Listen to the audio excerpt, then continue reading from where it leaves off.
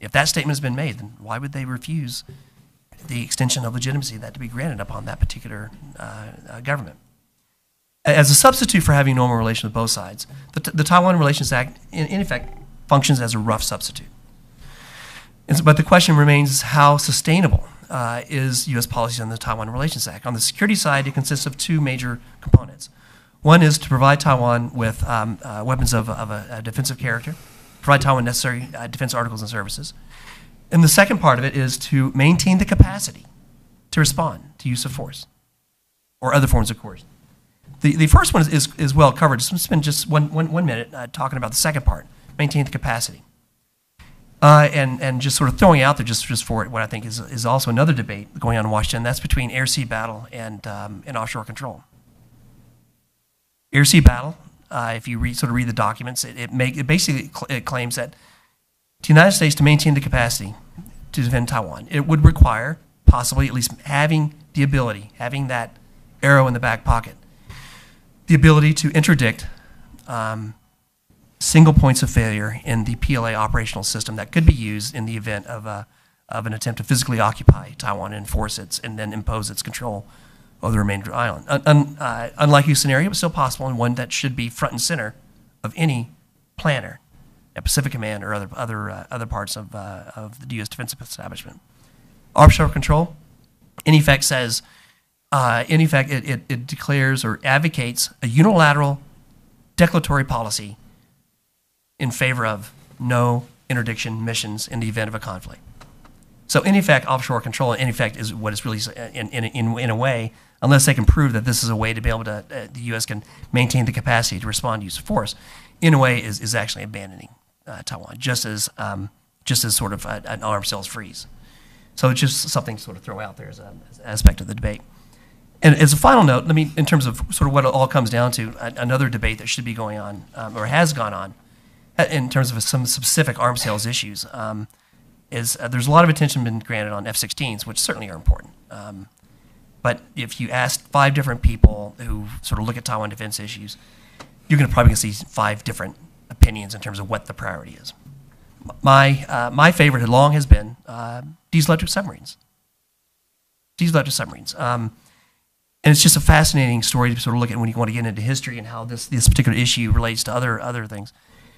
1969, what is it called, the Nixon Doctrine or the Guam Doctrine, in terms of where it looked like the United States was withdrawing from the Asia-Pacific region, was when Taiwan submitted its first request and its first statement of interest in diesel-electric submarines. And they approached the Nixon administration, and the Nixon administration did actually say, okay, we will turn over 2 used submarines, the Guppies, that were turned over and agreed to in 1971. Now, that was fine for a while. But the United States eventually got out of the conventional submarine game, moved toward conventional nuclear submarines.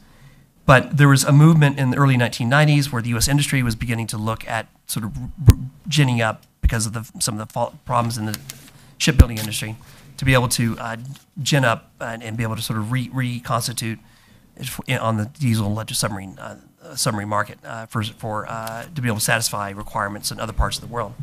So Taiwan began to generate formal requests through the arms sales talks for diesel-electric submarines. The response, starting in, let's say, 94, was not just no, but hell no. And don't even look at it, don't ask the question. Starting in 98, there actually was a shift of heart, and let's actually take a close look at this.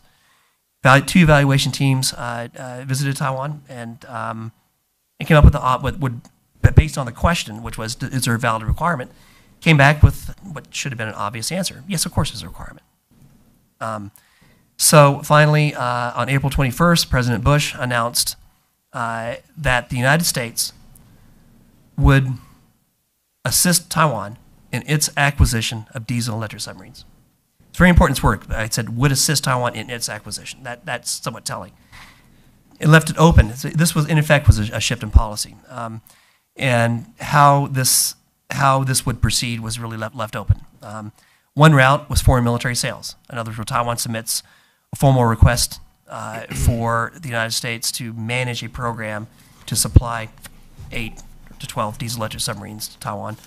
The other route was Taiwan assumed responsibility on its own and then go direct routes to be able to work with the U.S. defense industry on coming up with a viable solution. Very quickly after the decision, the Chief of General Staff on the Taiwan side and the Navy made a decisive call to be able to pursue submarine program through FMS channels, foreign military sales channels. In other words, U.S. government would assume all responsibilities and all obligations to be able to provide that capability.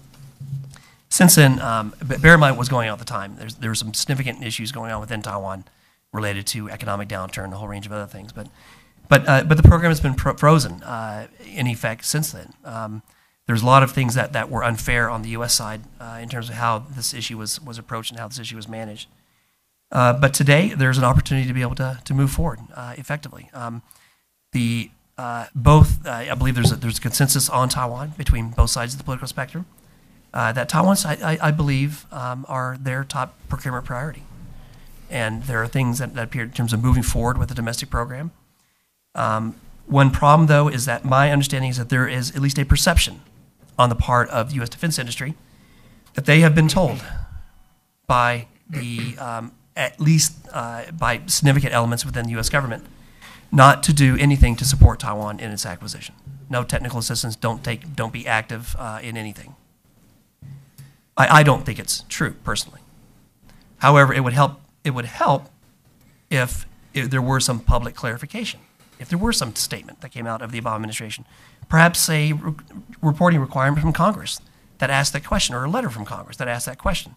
Has there been purposeful sort of discouragement sort of extended to U.S. defense industry not to actually pursue sort of technical assistance agreements that could be reviewed on a fair basis in terms of tech transfer concerns and export controls and things like that? To me, that would be worthwhile because this is an important program, and I think it would, among all the capabilities that are out there, one I think that could have a significant effect both on deterrence and on defense. So, with that, I'll turn it back over to you. Well, I'll turn it back to you for a second.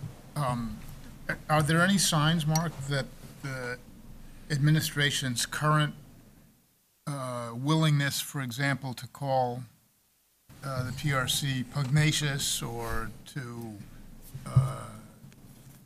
go after cyber indictments is having an effect on the submarine question? I mean, is there any connection between those? Is anybody, is the left arm and the right arm communicating with each other, or?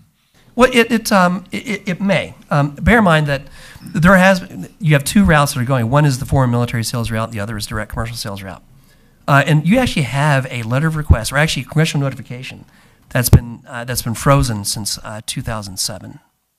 And so, in terms of U.S. government, in terms of what else is going on, how it could affect here, it kind of depends upon the decision to be made. The decision has already been made, pretty much, to freeze that FMS side. The decision now, with Taiwan, if the ROC Navy assumes responsibility for a program, and then decides to enter into contractual obligations for U.S. industry to be able to support that effort through that would require export licenses, which tends to be somewhat down the weeds, much less political. And I think it's hard. It would be hard to fathom the Obama administration reversing a commitment made in 2001 by not assisting Taiwan in its acquisition, by a blanket refusal for licensing. And bear in mind, there are precedents. There are many precedents. For example, there was just a congressional notification, I believe, 3 years ago on to be able for the transfer of submarine launch harpoons. Mm-hmm. So, and that's a clear precedent. And bear in mind that Taiwan does have 4 submarines today, and licenses, I presume, come through every single day for spare parts and supply chain to be able to maintain those boats. And so this is it's inconceivable that if a license were submitted for an honest and fair review, that would be refused based on political reasons. Good. Thank you. Thank you, Mark. Misha? Seth, thank you very much. I hadn't heard the comments by Secretary Burns, so, pugnacious it's a good move. I'll be very worried when we call the Chinese obstreperous. Then I think we got to start getting concerned about where we're moving to. Michael, particularly, I was going to talk about all this other stuff, but you made me think about this glorious hidden history of missed opportunities between the U.S. and soon-to-be communist despots around the world. And there's a whole think tank program there. I think we've got Lenin trying to meet Dulles in Switzerland in 1917. We've got Marshall and Mao, as you said. We've got Castro trying to be drafted by the Washington senators. This is an entire the history of the 20th century could have been entirely different if we'd only plenty of Wall Street Journal op-eds here. It really is. So that I think is where I'm going to be moving to as soon as we close up today. But I thought before that I would maybe try to step back a little bit, because we've got so much deep, not only knowledge, but experience on the part of all three of my fellow panelists here, and maybe try to open the aperture a little bit and talk about Taiwan in the larger risk picture of Asia, or a risk map, if you will, of Asia. And Seth actually started us off this morning by talking about the oil rig contretemps between China and Vietnam, and we woke up this morning to news that the Thai military had admitted that it had carried out a coup. So we're now in a full coup situation in Thailand, and North Korea and South Korea exchanging some, obviously, I guess for a former naval officer, Seth is probably cringing at the fact that no one could hit anything on the water, but they were lobbing some types of shells back and forth. So by any data points that you want to look at, I think the risk factor in Asia seems to be increasing. The data points don't indicate that risk is decreasing. That is separate from predicting there's going to be conflict or war or whatever, but there's no real indication that we're moving away from more tension and contention over all of these issues that we've been talking about here, whether at think tanks, as Michael's pointed out, or in other places for the past decade. We're not getting to a situation where there is we've moved into an era of bilateral or even multilateral solutions of these problems, or agreement on how these problems should be solved. Instead, I think, if we take a step or two back and away from the daily headlines, risk in Asia is increasing, and I think you can actually identify a risk cycle in Asia that probably starts with feelings of uncertainty about the future. And again, winding the tape back a little bit, not quite as far back as Michael went, but winding the tape back 10 years or so, maybe 15 years, a lot of uncertainty about where China would be going as it started to show that it was able to develop in ways that even before that people thought it might not develop that kind of military, that kind of Navy, Air Force capability and the like. And so that uncertainty then leads into feelings of insecurity. And then clearly we've been in that phase for a while as a sort of second turn of the risk cycle. This sense of insecurity on the part of many nations, and it sort of spreads out. Initially you had sort of direct sense of insecurity or greater sense of insecurity being expressed by countries like Japan or South Korea or Taiwan. And then if you, for example, we're talking about Southeast Asia, you'd always come up against these comments by our Southeast Asian friends. Hey, let's not push it too far with China. We're not as worried. We don't have the same problems. Today that's dramatically different. Even Malaysia now talks about its concerns over Chinese encroachment and Chinese assertive activity. So that sense of insecurity has grown. And then I think the final turn of that risk cycle leads you into instability. And we clearly have that. We have that in the East China Sea over the Senkakus. We have it in the South China Sea over the drilling rig, or the Scarborough Shoal, or the Second Thomas Reef, or other areas in the Paracels and the like.